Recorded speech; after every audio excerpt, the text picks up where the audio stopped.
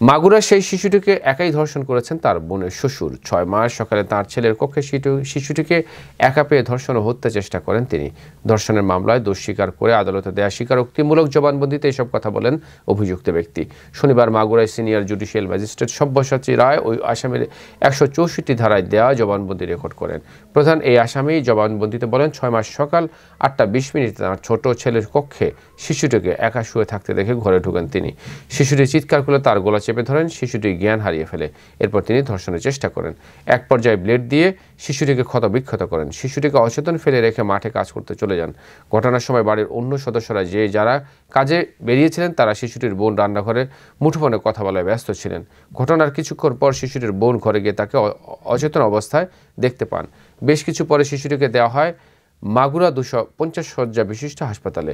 ১৩ March ঢাকার সম্মিলিত সামরিক হাসপাতালে চিকিৎসাধীন অবস্থায় মারা যায় শিশুটি। রোববার দুপুরে মাগুরায় পুলিশ সুপার মিনা মাহমুদা সদর থানায় সাংবাদিকদের বলেন, মামলার অন্যতম আসামি আদালতে স্বীকারোক্তিমূলক জবানবন্দি দিয়েছেন।